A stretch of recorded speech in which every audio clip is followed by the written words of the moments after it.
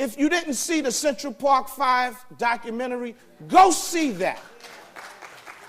When I saw that, I only had like 4 years on the job at the time, so I was just learning. But what really was heartfelt was when you looked at those young boys, and I know the whole story. When you look at those young boys who was crying and pouring out for help, and they thought they were going to get it from their parents, the parents didn't even know how to protect their kids when it came to law enforcement. That's why we educate the community on what to do when stopped by the police. We educate parents because parents don't know, even if you do, which you shouldn't, but if you do give the police department the permission to talk to your loved one, if you do, at any given time, you can stop it. At any given time. But you never should give the police department the permission to speak to your loved one if they're arrested. We tell the young folks out there, don't speak to them.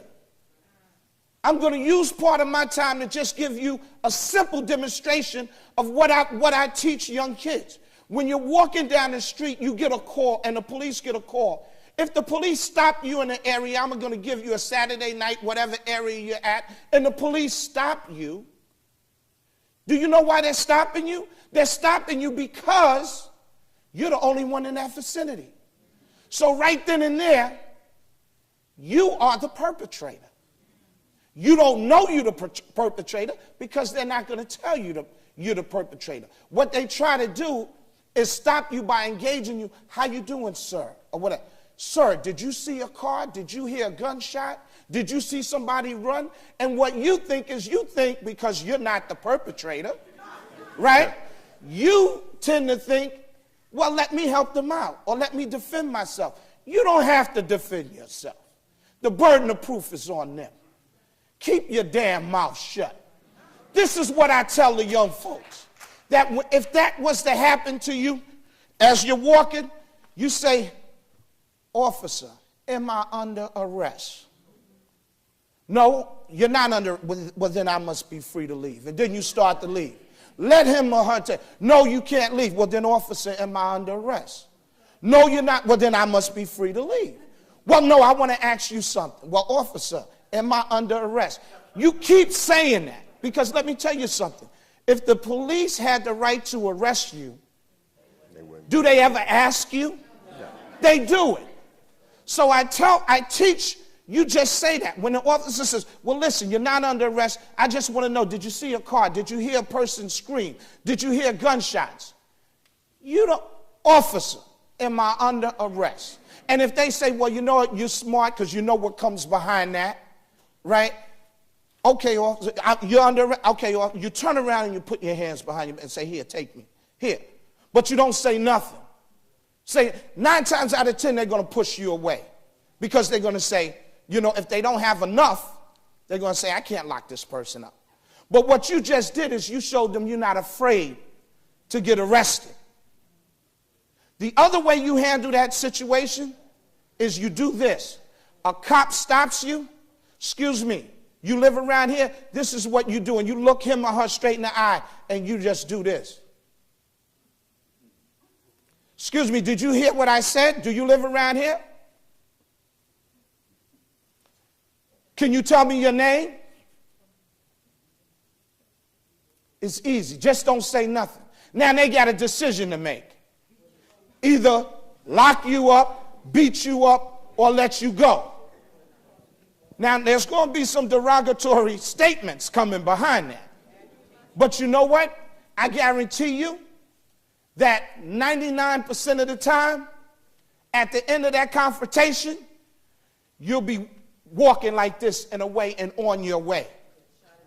That's what you do. Stop trying to prove to them that you're not the person they're looking for. That's up to them to do. Another thing, know your rights. In this book, it's only about 28 pages. I give you what you should do when you're stopped by the police, what you should do if the police come knocking at your door, what you should do if the police stop you at your car, in your car, what the passengers should do, what to do if you're brought to a police precinct, because some people don't know what to expect, what to do after you've been violated by the police, how to fight them back, and get in touch with our organizations, because we will come out and we will help you. I can't go down to CCRB anymore. They don't want me down there. Because when I've escorted people down there, they say you can't come in. You know why? Because when I went down there with some people that was complaining, they play semantics with a person's words. And I'm sitting there and I said, listen, if this lady said the officer slapped her, then the officer slapped her. You don't have to say to her, well, did the officer inadvertently put his hand up? What are you talking? She's a grown woman. She knows if she's been slapped. Just like grown men, they know if they've been hit or violated. You know, stop making excuses for the police officer. Well, they told me you can't come down here anymore. You know, it's all right.